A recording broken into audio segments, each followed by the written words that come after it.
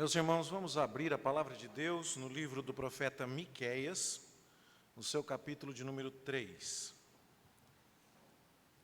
Vamos fazer também a leitura alternada de todo esse capítulo com seus 12 versículos.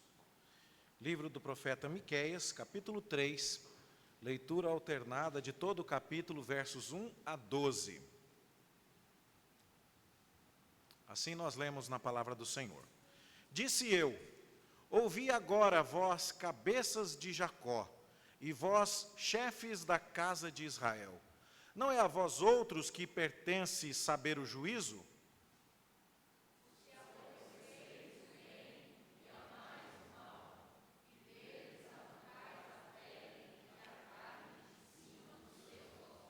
Que comeis a carne do meu povo e repartis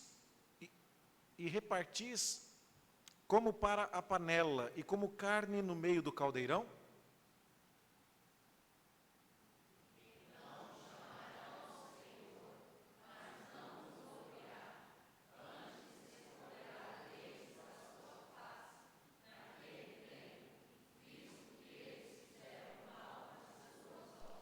Assim diz o Senhor acerca dos profetas que fazem errar o meu povo e que clamam paz, quando tenho que mastigar, mas apregoam guerra santa contra aqueles que nada lhes metem na boca.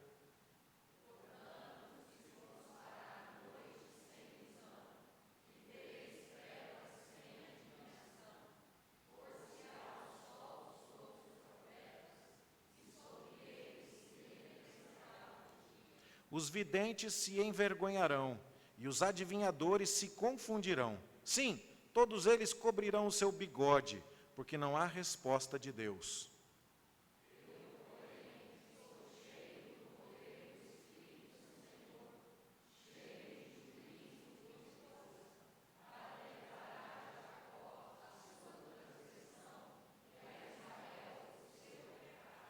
Ouvi agora isto, vós, cabeças de Jacó, e vós, chefes da casa de Israel, que abominais o juízo e perverteis tudo o que é direito.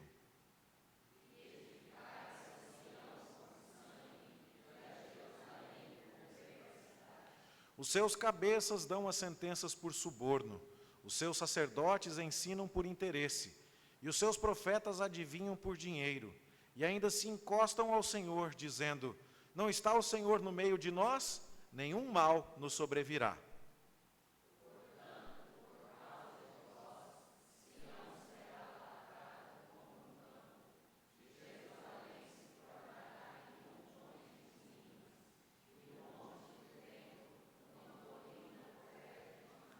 Que o Senhor nos abençoe no estudo da sua palavra nesta noite.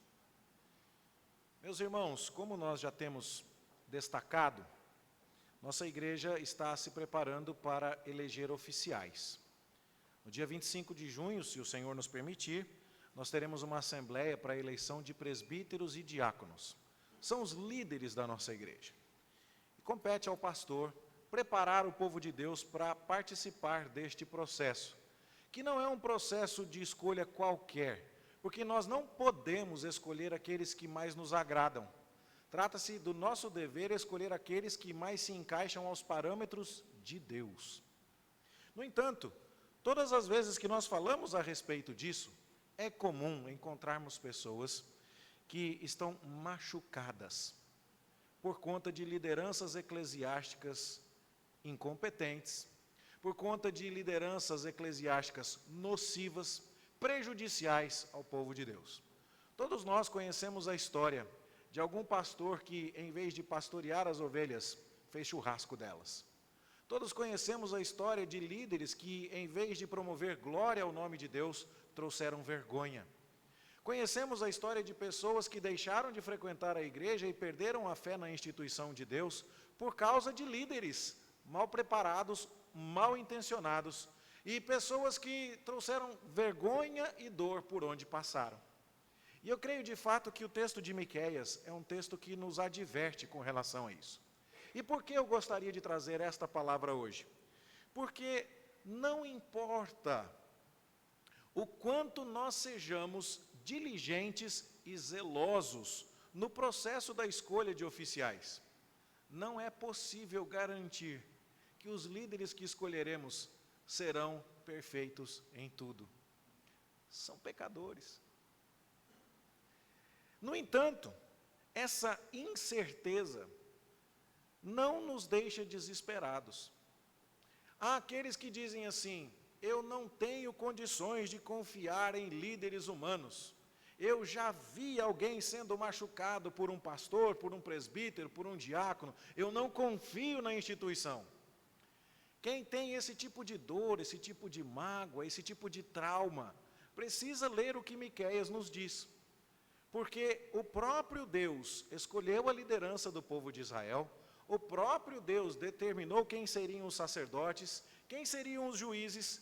A Bíblia nos mostra que as autoridades que existem são constituídas por Deus, e a Bíblia nos mostra autoridades cometendo abusos, como acontece aqui no capítulo 3 de Miqueias. Mas este texto nos mostra que as coisas não ficam assim indefinidamente. Quando nós olhamos para a casa de Deus e para a liderança, quando nós olhamos para o fato de que temos responsabilidade de escolher líderes conforme os critérios de Deus, nós devemos sim assumir a nossa parcela de responsabilidade e conduzir um processo por parâmetros bíblicos. Mas nós não podemos, e nem deveríamos mesmo, oferecer garantias absolutas de que tudo dará certo e que a vida na igreja será um mar de rosas depois da eleição de oficiais. Isso seria colocar esperança demais em seres humanos. Por outro lado, nós também não podemos entrar em desespero achando que não há garantias e agora não é possível confiar. Pelo contrário, nós precisamos ver o fato de que Deus está sempre conduzindo o seu povo e Ele está atento a tudo, mesmo quando lideranças legitimamente constituídas abusam de sua autoridade. Deus está pastoreando o seu povo. Isso significa, portanto, meus irmãos, que ainda que eu colecione com você decepções com líderes eclesiásticos, eu e você não estamos autorizados a transferir essa decepção para Deus e para a sua igreja. As coisas nunca fugiram do controle de Deus. E ainda que seres humanos eleitos, num processo legítimo, onde a igreja foi zelosa, onde a igreja foi cuidadosa, venham em algum momento a cometer algum deslize, a igreja ainda é o lugar mais seguro. O povo de Deus ainda está fazendo o que é correto. Deus ainda tem tudo sob controle.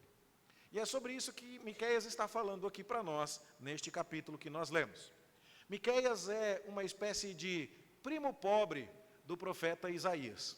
Nós lemos um texto aqui de Isaías, no capítulo 6, em que Isaías, no ano da morte do rei Uzias, vê o Senhor assentado num alto e sublime trono.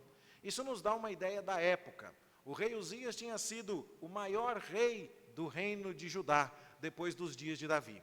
Ele expandiu os limites do território de Judá, ele aumentou o exército, ele multiplicou a lavoura, os rebanhos, e tantas outras coisas ele fez, de forma a se tornar um grande rei, que reinou por 52 anos.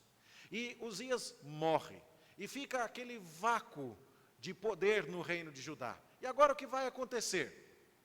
E é nesse ano que Isaías tem a visão do Senhor, assentado num trono muito mais importante do que o trono de Uzias, e cercado de criaturas angelicais que dizem que o Senhor é o Deus dos exércitos, e que toda a terra está cheia da sua glória. Deus é muito mais importante do que Uzias.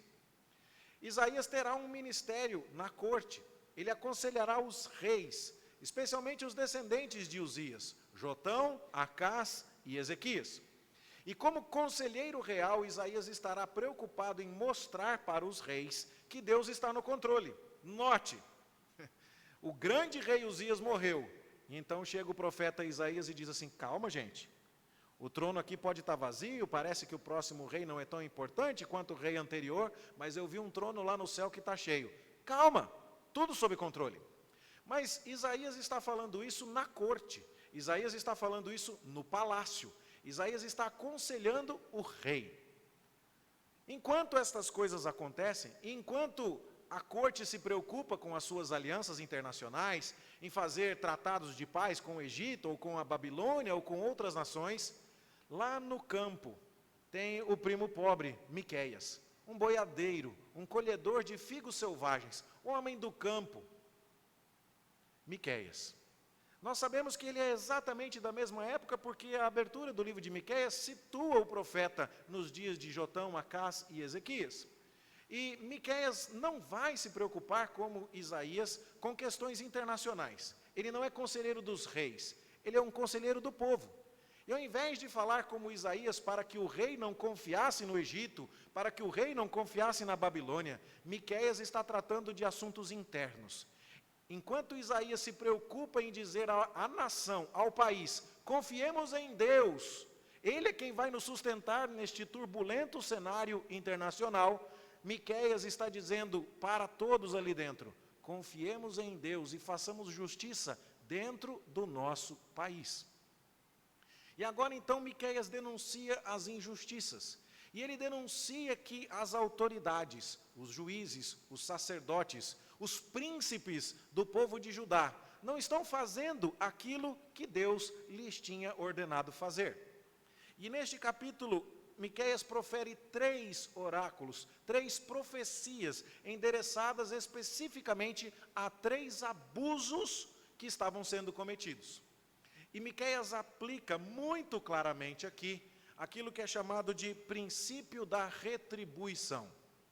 Deus retribui a cada um segundo as suas obras. Deus faz justiça. E às vezes Deus faz justiça com uma certa ironia. É algo que todo mundo que tem mãe sabe do que eu estou falando. Você pediu para sua mãe para comer leite condensado e ela falou não. E aí você pediu de novo e ela falou não. Aí você abriu a geladeira, meteu a colher no leite condensado e comeu uma colher. Aí, de birra, ela foi lá e fez você comer 4 latas de uma vez para você nunca mais querer comer leite condensado. Já aconteceu alguma coisa parecida com você? Bom, então você sabe o que é princípio da retribuição na prática. Quando o povo de Israel saiu do Egito e ficou com vontade de comer carne, porque eles estavam comendo maná, e chovia pão do céu, mas eles estavam com saudades das carnes que eles comiam no Egito, e eles reclamaram. Você pode depois pesquisar na sua Bíblia, Deus fala assim, eu vou mandar codornizes e vocês vão comer carne agora até sair pelo nariz. Parece a minha mãe falando. Esse é o princípio da retribuição. Deus aplicou isso com Davi, você lembra? Davi adulterou com Batseba e mandou matar o marido dela, Urias. Quando Deus chega para dar a sentença através do profeta Natã, Deus diz assim, você possuiu a mulher de outro homem, então outro homem possuirá sua mulher. E você matou o filho de alguém, pois alguém vai vir e vai matar o seu filho. Princípio da retribuição. Talvez você conheça a história de Jezabel e Nabote, um homem que tinha uma vinha. E Jezabel e Acabe, o ímpio rei, eles quiseram de todo modo tomar a vinha de Nabote. E armaram um esquema de tal forma que falsas testemunhas depuseram contra Nabote, e Nabote foi assassinado e o seu sangue escorreu pela terra. Pois Deus fez com que Jezabel fosse assassinada da mesma forma, e o seu sangue escorresse pela terra do mesmo jeito. Na prática, isso se chama princípio da retribuição. O que isso quer dizer ao final das contas? Quer dizer que mesmo quando estamos testemunhando injustiças no mundo, no reino, ou mesmo dentro da igreja, ou mesmo no meio do povo de Deus, nós estamos lidando com um Deus que retribui a cada um segundo as suas obras. E Miqueias está dizendo exatamente estas coisas aqui. E é por isso que, diante da eleição de lideranças aqui, nós precisamos destacar isso, para não cairmos em 2 erros. O primeiro deles, o de achar que a liderança é uma brincadeira. Não. Aqueles que serão colocados em posição de liderança precisam estar muito convictos do seu chamado e do seu amor a Deus, porque Deus vai pedir conta. Mas também devemos evitar o erro de cair no desespero quando alguma coisa de errado acontece em função de líderes que não agem corretamente. Tudo está debaixo do controle de Deus. Veja o que Miqueias fala aqui, portanto, a respeito disso, na primeira profecia. Ela é muito bem dividida. O livro de Miqueias é muito bem estruturado e nós conseguimos entender muito bem como isso se divide aqui no capítulo 3. Você pode reparar que do verso 1 até o verso 4, olhando na sua Bíblia, há um parágrafo muito bem delineado aqui. E ele começa dizendo: ouvi vós, cabeças de Jacó, e vós, chefes da casa de Israel. Ele está falando agora aqui com os líderes, possivelmente os príncipes, os juízes, as pessoas que tinham autoridade civil. E ele está dizendo assim: não é a vós outros que pertence saber o juízo? Vocês deveriam ser os conhecedores da lei. Vocês deveriam saber o que é justo. No entanto, vocês aborrecem o bem e amam o mal.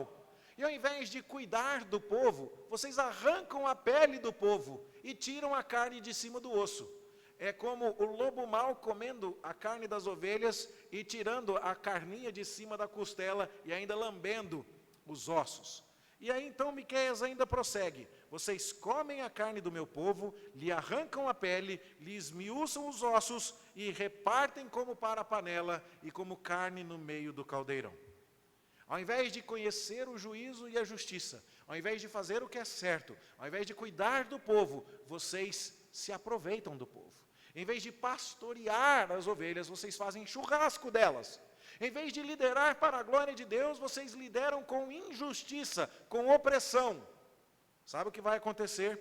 O verso 4 começa com uma palavra que vira a chave e ativa o princípio da retribuição. Então, vocês chamarão ao Senhor. A palavra chamar aqui, na língua hebraica, tem a ver com invocar a Deus pedindo justiça. Vocês vão chegar até Deus dizendo: olha o que está acontecendo conosco. Mas Deus não vai ouvir, porque vocês fizeram com as ovelhas dele maldade e injustiça. Quando acontecer maldade e injustiça para com vocês, vocês vão clamar a Deus por socorro, mas Deus não os ouvirá. Antes, Deus esconderá deles a sua face naquele tempo. Veja, os pronomes aqui são sugestivos. Miqueias começa falando com eles. Veja no verso 1: vós, cabeças de Jacó, vós, chefes da casa de Israel. Quando você fala com a pessoa, você está falando vós ou vocês. É como se eles estivessem ouvindo. Mas a sequência nos dá a ideia no verso 4 de que a hora que Miqueias começou a anunciar o juízo, todo mundo foi embora. Não é a vocês que compete saber o juízo, e vocês estão comendo a carne do meu povo como um churrasco. A impressão que temos é que eles viraram as costas e foram embora. E agora Miqueias fala a respeito deles, mas não mais com eles. Então Miqueias diz: eles chamarão ao Senhor, mas Deus não os ouvirá. Eles já foram embora. Naquela hora Deus esconderá deles a sua face. Naquele tempo, visto que eles fizeram mal nas suas obras. O abuso da posição, o abuso da autoridade, o abuso do poder é condenado aqui. E qual é a retribuição de Deus? Quem usou o seu poder para fazer injustiça, vai clamar a Deus no dia da injustiça, mas não vai ser ouvido. Deus vai retribuir. Agora no versículo 5 nós temos uma segunda profecia de Miqueias.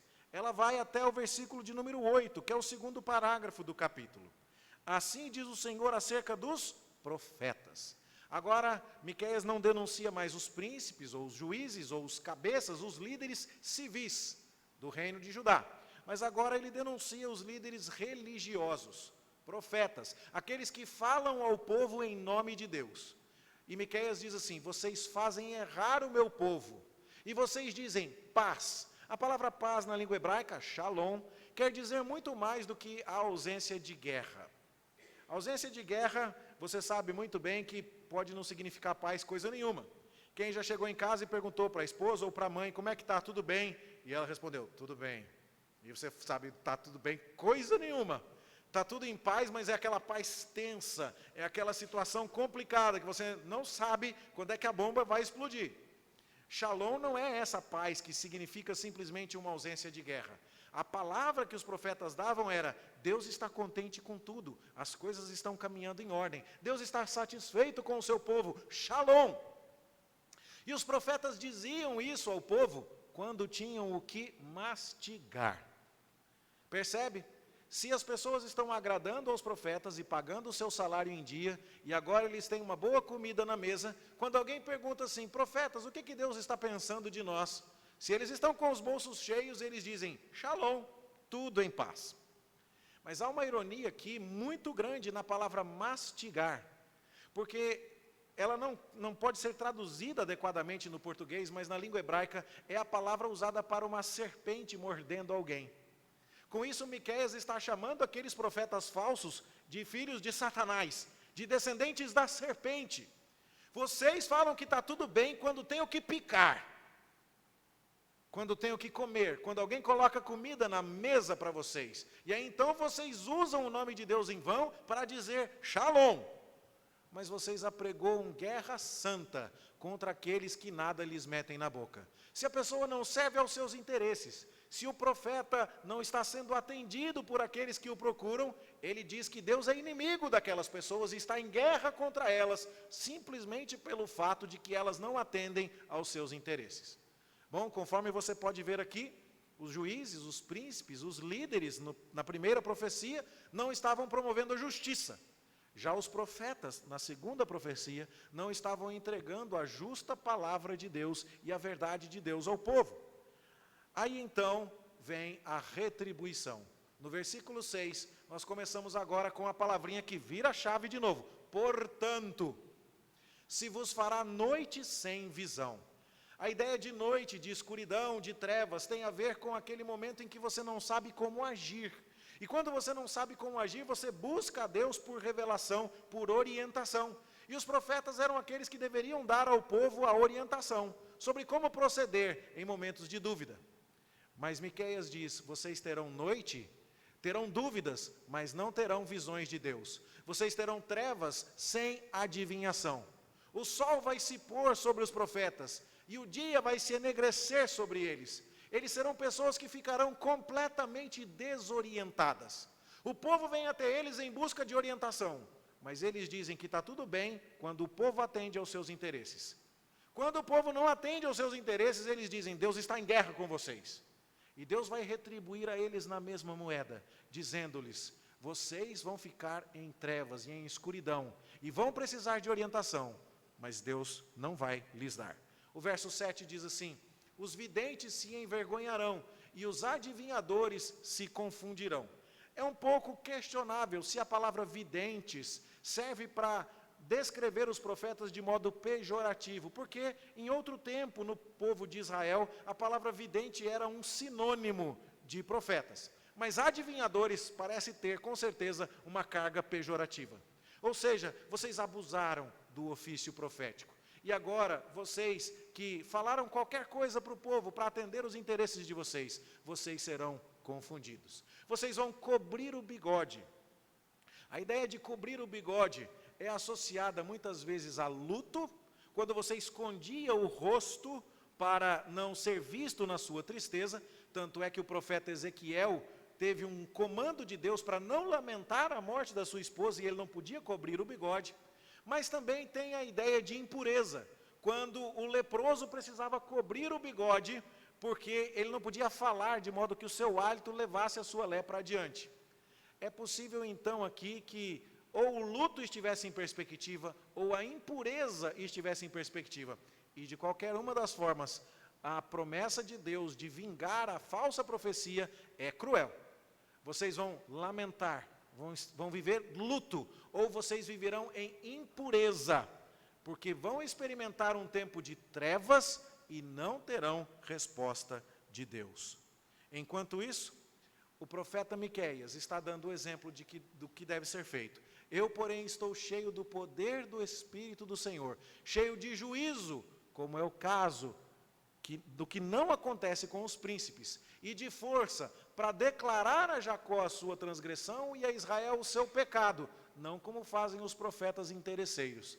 Mas Miqueias vai falar o que é justo, coisa que os príncipes não fizeram na primeira profecia. Ele vai falar o que Deus quer que seja dito, não como os profetas fizeram na sua segunda profecia.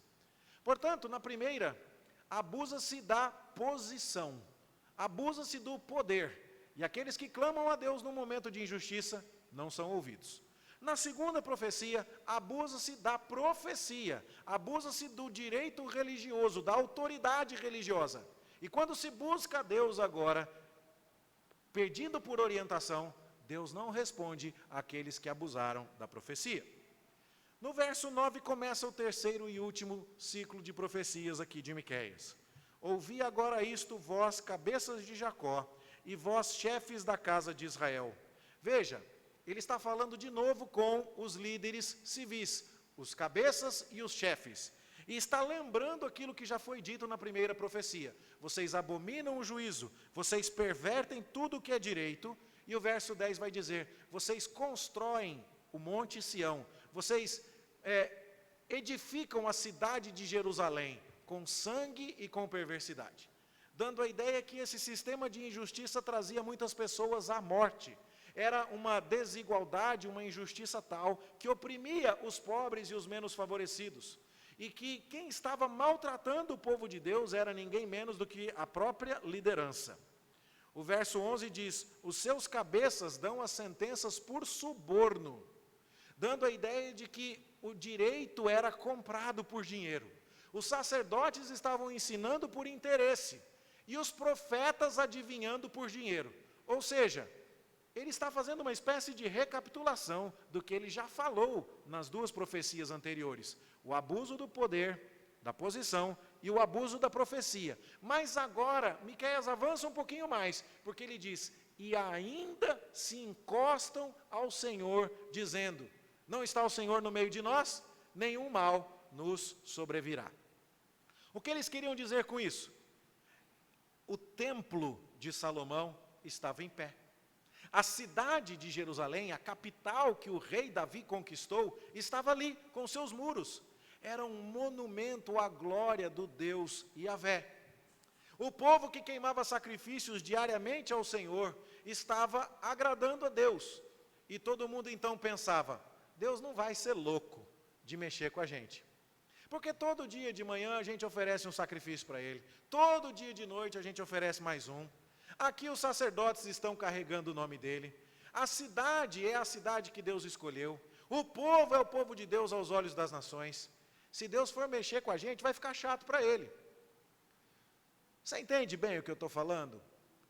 Já aconteceu com você de chegar uma visita na sua casa quando você era criança e você interpretar aquilo como licença para fazer bagunça porque o seu pai não ia te bater? Você entende o que eu estou falando?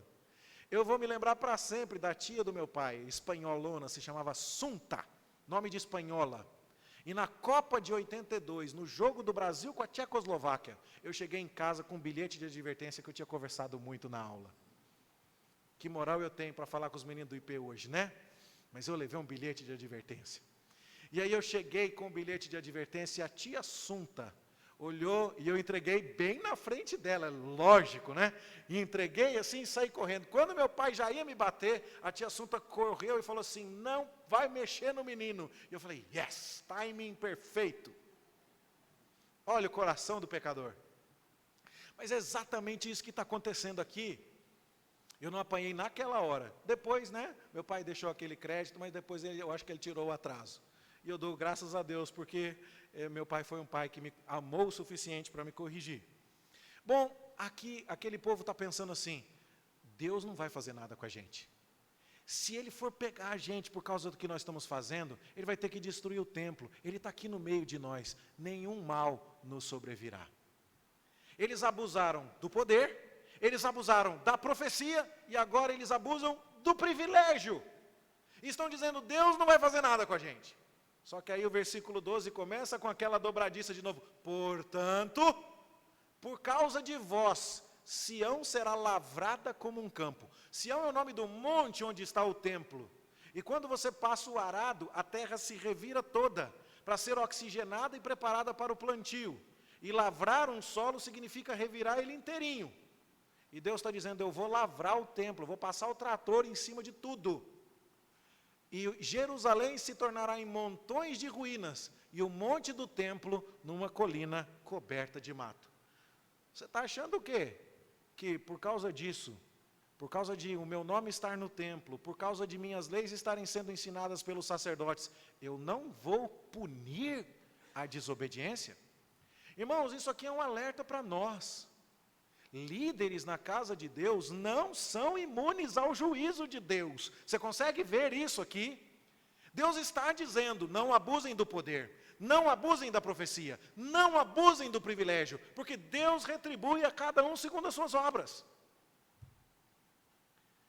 E é maravilhoso, meus irmãos, porque ao mesmo tempo em que Deus anuncia a destruição, Deus anuncia a restauração também. E é curioso porque todas as vezes em que Deus diz que vai destruir algo no Antigo Testamento, quando Ele anuncia que vai restaurar aquilo, a restauração virá em termos ainda mais gloriosos. E é por isso que o capítulo 4, o versículo 1, começa com uma palavrinha maravilhosa. Mas, nos últimos dias, acontecerá que o monte da casa do Senhor será estabelecido no cimo dos montes.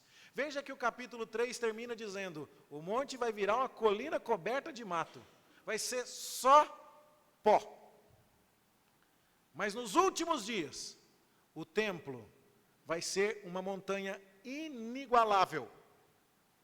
E o capítulo 4 começa, portanto, a nos falar a respeito da glória de Jerusalém. O verso 2 diz assim, irão muitas nações e dirão, vinde e subamos ao monte do Senhor e à casa do Deus de Jacó. Veja, antes era só o povo de Israel que ia para o monte. Era só o povo de Israel que ia para ouvir as palavras de Deus. Mas, como a gente cantou aqui no texto de Isaías, todas as nações virão e adorarão diante de ti. Bom, o povo de Judá não estava indo até lá para fazer o que era correto. E os líderes estavam corrompendo o sistema. Deus destrói tudo e diz, nos últimos dias, vai ser muito melhor. O templo que virou uma colina coberta de mato vai ser o monte mais glorioso do mundo. E não será apenas o povo de Israel que virá aqui, mas todas as nações virão. E ao invés de ouvir profecias furadas, de profetas comprados, de gente vendida para atender os seus próprios interesses, as nações que virão vão dizer, vamos à casa do Senhor para que Ele nos ensine os seus caminhos e andemos nas suas veredas, porque de Sião sairá a lei e de Jerusalém a palavra do Senhor. Dando-nos a ideia, portanto, de que se houve um tempo em que os profetas não ensinavam a palavra de Deus, Deus julga. E nos últimos tempos, os povos todos irão a Sião aprender a sua lei e a sua justiça governará. E então as coisas chegarão ao seu lugar. Portanto, nós não podemos entrar em desespero em momento algum. Nós precisamos nos lembrar o tempo todo que Deus tem tudo sob controle e que o seu projeto para pastoreio do seu povo, para ensino do seu povo, para o governo do seu povo, não pode ser corrompido de modo definitivo. Alguns líderes podem ser maus, sim. Alguns profetas podem ensinar por interesse. Alguns sacerdotes podem aceitar suborno. Alguns príncipes podem arrancar a carne do povo. Isso pode acontecer durante algum tempo. Mas nós não precisamos entrar em desespero. Deus está vendo. Deus vai retribuir a cada um segundo as suas obras. E o projeto de Deus não pode ser destruído, não pode ser abalado. Mas o que toca mais ainda o meu coração é porque a sequência do texto vai parar lá no capítulo 5, no verso 2, onde Miqueias vai dizer assim, e tu, Belém Efrata, posto que pequena entre os milhares de Judá, de ti me sairá o que governará em Israel. Note, esse é o contexto da profecia que Mateus cita para nos informar que Jesus ia nascer em Belém. Mas qual é o contexto? É dizendo assim, está vendo? Os líderes aqui, estão fazendo tudo errado. Aí Miqueias fala assim, calma pessoal, lá de Belém vai nascer o líder que vai fazer tudo certo. E olha como diz aqui, ele vai vir de Belém de Judá, ele vai governar em Israel, e cujas saídas são desde os tempos antigos, desde os dias da eternidade, cujas origens, é a palavra que está na minha versão aqui, esta é a Bíblia Almeida Corrigida Fiel, na atualizada está lá, as origens, desde os dias da eternidade. Trata-se de um governante que durará para sempre. Esses daí, eles vão perecer. Mas aquele governante eterno, ele virá, nascerá em Belém, e ele vai pastorear o povo. Veja o verso 4, ele se manterá, ele permanecerá e apacentará o povo na força do Senhor. Dito aqui, ele se manterá firme e apacentará o povo na força do Senhor, na majestade do nome do Senhor seu Deus, e eles habitarão seguros, porque agora será ele engrandecido até os confins da terra. Note, os moradores de Judá não habitavam seguros, os seus príncipes não eram bons, os seus profetas não eram bons, havia o abuso da posição, havia o abuso da profecia, havia o abuso do privilégio. Mas aqueles que abusam da posição, Deus diz, vocês vão clamar por justiça e não terão. Os que abusam da profecia, Deus diz, vocês vão ficar desorientados e vão viver noites sem profecia. Os que abusam do privilégio, Deus diz, eu vou destruir o templo e vou transformar tudo numa colina coberta de mato. Mas depois, Deus diz, esse monte que eu mesmo destruí, eu tornarei este lugar o lugar mais sublime de toda a terra. Este lugar para onde as pessoas deveriam vir aprender a lei de Deus, o povo de Judá deveria vir, e agora isso não está funcionando, será o lugar para onde todas as nações virão para aprender a justiça. E o governante supremo sobre este povo não serão estes que agora perecem, mas será aquele cujas origens são desde a eternidade, será o príncipe da paz. Este será a nossa paz. Estou dizendo isso para você, meu irmão e minha irmã, para que nós aprendamos algumas coisas importantes, não só relacionadas à eleição de oficiais, mas relacionadas à igreja e relacionadas a várias outras coisas aqui. Todos nós estamos em alguma posição de autoridade. Você, pai, está numa posição de autoridade sobre seu filho.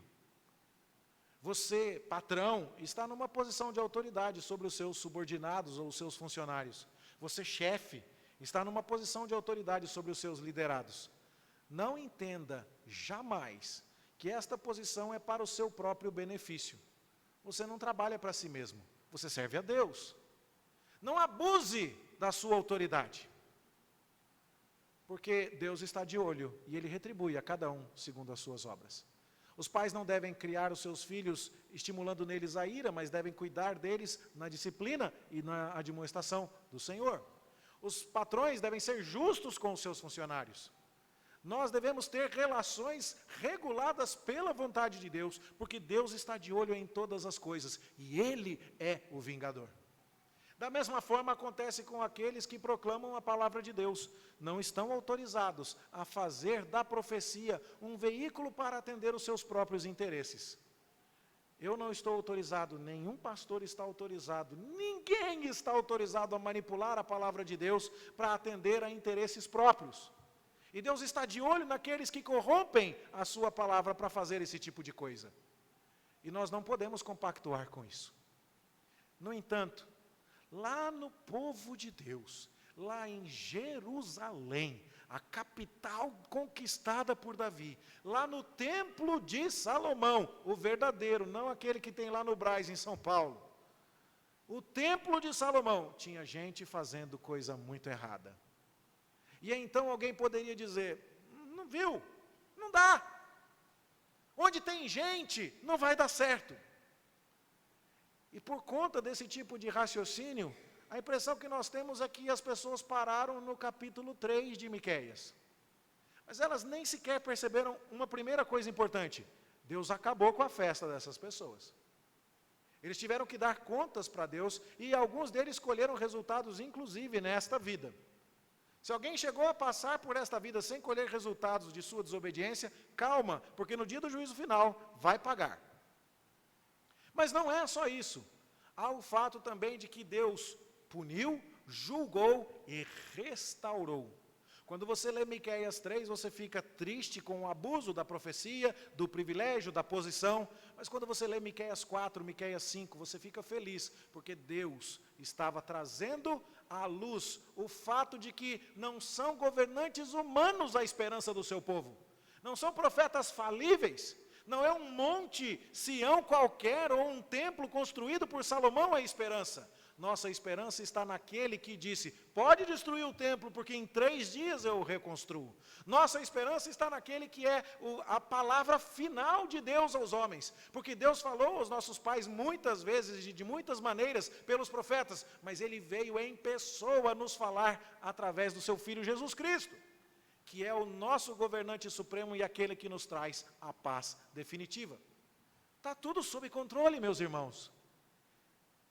E nós devemos olhar para a eleição de oficiais e para a igreja e para a instituição e para os líderes humanos infalíveis assim também. Lembrando que a igreja é o povo de Deus. A igreja é comprada pelo sangue de Cristo. A igreja é formada de pessoas preciosas aos olhos do Pai. E Deus não está indiferente ao sofrimento ou às injustiças ou a qualquer coisa errada que aconteça no meio do seu povo. Desta maneira, queria deixar então uma palavra a todos nós. Sigamos orando, meus irmãos, pela eleição de presbíteros e diáconos em nossa igreja. Os homens que vão assumir essa posição precisam entender muito claramente que vão trabalhar para Deus e não para si mesmos. É um serviço sacrificial. Todo trabalho sagrado é um sacro ofício, juntando as duas palavras, sacrifício. Sacro ofício, trabalho sagrado quer dizer sacrifício.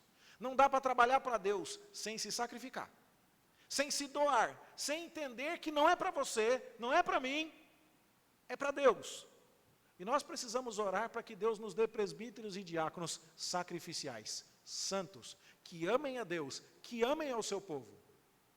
E nós precisamos fazer a nossa parte, orar por isso, procurar entre os irmãos da membresia aqueles que preenchem os requisitos bíblicos, conversar com eles, indicá-los quando a oportunidade chegar e votar de maneira consciente e esclarecida. Mas nós precisamos lembrar que acima disso, acima das estruturas humanas em que nós podemos enxergar, há alguém que está governando tudo de maneira absoluta. E que ainda que homens instalados em seus ofícios venham a nos decepcionar, e nossa igreja sofreu um revés assim, recentemente. Nossa igreja passou pela tristeza de ver um ministro ordenado poucos dias depois de sua ordenação, nos trazendo uma grande decepção. Mas nós não podemos olhar para isso com um olhar qualquer. Nós temos que olhar para isso entendendo Miqueias 3, mas também Miqueias 4 e também Miqueias 5.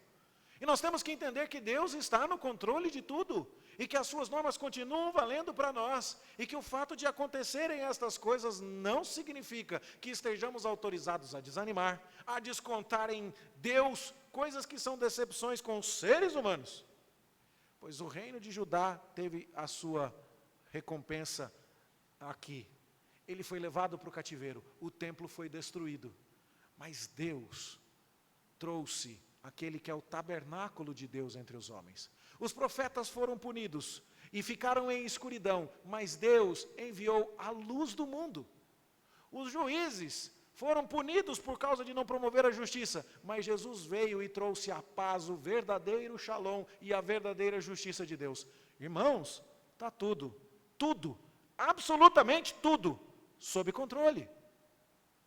E nós, portanto, irmãos, precisamos zelar para fazer a nossa parte com responsabilidade, mas também para descansar no governo soberano e absoluto de Deus em todas as circunstâncias. É hora de zelo, é hora de interesse e de preocupação saudável, mas é hora também de lembrarmos que acima dos nossos melhores esforços está a mão todo-poderosa de Deus. No último dia, com líderes bons ou líderes ruins, Deus vai reunir o seu povo para ouvir a sua voz no monte mais glorioso de todos.